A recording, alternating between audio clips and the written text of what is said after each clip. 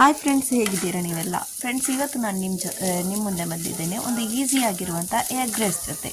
ಈ egg rice ಮಾಡಲಿಕ್ಕೆ ನಿಮಗೆ ಬಿಸಿ ಬಿಸಿಯಾದ ಅನ್ನನೇ ಬೇಕಂತ ಇಲ್ಲ. ರೈಸ್ ನೀವು ಉಳಿದಿರುವ ರೈಸನ್ನು ಫ್ರಿಜ್ಜಲ್ಲಿ ಇಟ್ಟರೇನು ನೀವು ಇದನ್ನು ನೆಕ್ಸ್ಟ್ ಡೇನು ಮಾಡಬಹುದು. ಈ ಎಗ್ ರೈಸ್ ಇದ್ರೆ ತುಂಬ ಟೇಸ್ಟ್ ಆಗಿರುವಂಥ ಈ ಎಗ್ ರೈಸ್, ನೀವು ಇದು ಒಮ್ಮೆ ರೆಸಿಪಿ ನೋಡಿದರೆ ನೀವು ಮತ್ತೆ ರೈಸ್ ವೇಸ್ಟ್ ಮಾಡೋ ಹಾಗಿಲ್ಲ. ಅಷ್ಟು ತುಂಬ ಟೇಸ್ಟಿಯಾಗಿರ್ತದೆ ಈ ಎಗ್ ರೈಸ್. ಬನ್ನಿ ಫ್ರೆಂಡ್ಸ್, ನಾನು ಮಾಡ್ತಾಯಿದ್ದು ನನ್ನ ಮಗಳಿಗೆ ಟಿಫಿನ್ಗೆ ಕೊಡಲಿಕ್ಕೋಸ್ಕರ ಈ ಎಗ್ ರೈಸನ್ನು. ನಾನು ಉಳಿದಿರುವ ರೈಸನ್ನು ಮಾಡ್ತಿರುವುದು. ರಾತ್ರಿ ಉಳಿದಿತ್ತು ರೈಸ್ ನಮ್ಮದು, ಆ ರೈಸಿಂದ ನಾನು ಮಾಡ್ತಾಯಿದ್ದೇನೆ. ತುಂಬ ಈಸಿಯಾಗೂ ತುಂಬ ಟೇಸ್ಟಿ ಸಿಂಪಲ್ ಆಗಿರುವಂತಹ ರೆಸಿಪಿ ಇದು ಫ್ರೆಂಡ್ಸ್. ಬನ್ನಿ, ಸ್ಕಿಪ್ ಮಾಡ್ಕೊಳ್ದೆ ನೋಡಿ. ಒಂದು ಸ್ಕಿಪ್ ಮಾಡಿದರೆ ಏನಾದರೂ ಮಿಸ್ ಆಗ್ಬೋದು. ಅದಕ್ಕೋಸ್ಕರ ಇಲ್ಲಿ ಮೊದಲಿಗೆ ನಾವು ಸ್ವಲ್ಪ ಎಣ್ಣೆ ಕಾಯಿಸ್ಲಿಕ್ಕೋಸ್ಕರ ಇಡೋಣ. ನಾನು ಇಲ್ಲಿ ಮಾಡ್ತಿರುವುದು ಜಾಸ್ತಿ ಎಗ್ ಹಾಕುವುದು ಇಲ್ಲ. ಒಂದೇ ಒಂದು ಎಗ್ಗಲ್ಲಿ ನಿಮಗೆ ತುಂಬ ರುಚಿಕರವಾದ ಟೇಸ್ಟಿಯಾದ ಎಗ್ ರೈಸ್ ಮಾಡಿ ತೋರಿಸ್ತೇನೆ. ಈಗ ಈ ಎಣ್ಣೆ ಬಿಸಿ ಆದಮೇಲೆ ನಾವು ಇದಕ್ಕೆ ಕರಿಬೇವು ಸೊಪ್ಪು ಹಾಕೋಣ. ಕರಿಬೇವು ಸೊಪ್ಪು ಸ್ವಲ್ಪ ಒಗ್ಗರಣೆಗೋಸ್ಕರ ಬಿಸಿ ಆದಮೇಲೆ ಅದಕ್ಕೆ ಈಗ ಎಗ್ಗನ್ನು ಹಾಕ್ತಾ ಇದ್ದೇನೆ. ಏನು ಕೆಲಸ ಇಲ್ಲ, ಎಗ್ಗನ್ನು ಡೈರೆಕ್ಟ್ ಹಾಕ್ಬೋದು ನೀವು. ಹಾಕಿದ ತಕ್ಷಣವೇ ಇದನ್ನೆಲ್ಲ ಮಿಕ್ಸ್ ಮಾಡಿ ಹುಡಿ ಮಾಡ್ಕೊಳ್ಬೇಕು ಈ ಥರ.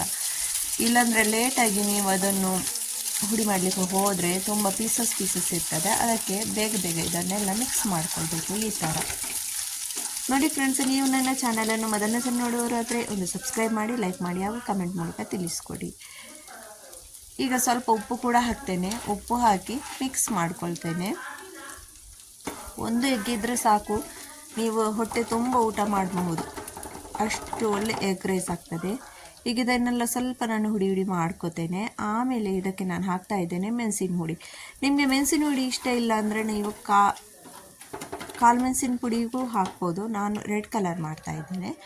ಮೆಣಸಿನ ಹುಡಿ ಖಾರ ಎಷ್ಟು ಬೇಕೋ ಅಷ್ಟು ಹಾಕಿ. ಆಮೇಲೆ ಇದು ಅರಿಶಿನ ಹುಡಿ, ಸ್ವಲ್ಪ ಅರಿಶಿನ ಹುಡಿ, ಒಂದು ಚಿಟಿಕೆ, ಎಲ್ಲವನ್ನು ಮಿಕ್ಸ್ ಮಾಡಿಕೊಳ್ಳೋಣ ಚೆನ್ನಾಗಿ. ನೋಡಿ, ಸ್ಪೀಡ್ ಇಡಬೇಡಿ ಗ್ಯಾಸ್, ಅಂದರೆ ಕರಿದ ಥರ ಆಗ್ತದೆ. ಸ್ವಲ್ಪ ಮೀಡಿಯಮ್ ಫ್ಲೇಮಲ್ಲಿ ಇಡಿ.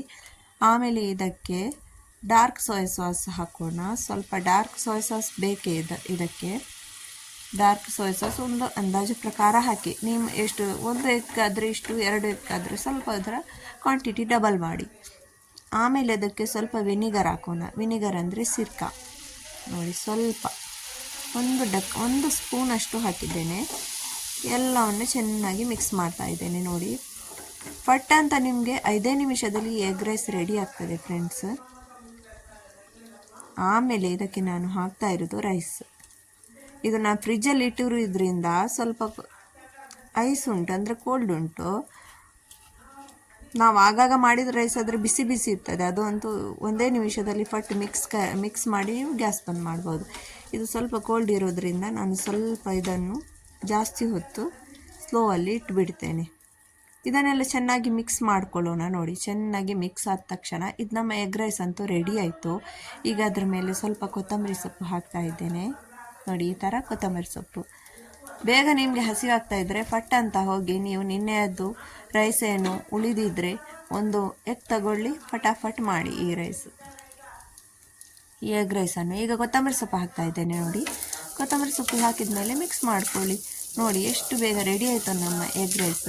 ಫ್ರೆಂಡ್ಸ್, ಪ್ಲೀಸ್ ನೀವು ನನ್ನ ವಿಡಿಯೋ ಮೊದಲನೇ ಸಲ ನೋಡುವವರಂತಾದರೆ ಒಂದು ಸಬ್ಸ್ಕ್ರೈಬ್ ಮಾಡಿ. ನಿಮ್ಗೆ ಇದೇ ಥರ ಈಸಿ ಆಗಿರುವಂಥ ರೆಸಿಪಿ ಆಗಿರ್ಬೋದು, ಟ್ರಾವೆಲಿಂಗ್ ವೀಡಿಯೋಸ್ ಆಗಿರ್ಬೋದು, ಇನ್ನು ಬೇರೆ ಎಲ್ಲ ವೀಡಿಯೋಸ್ ನಾನು ಇದರಲ್ಲಿ ನಿಮಗೆ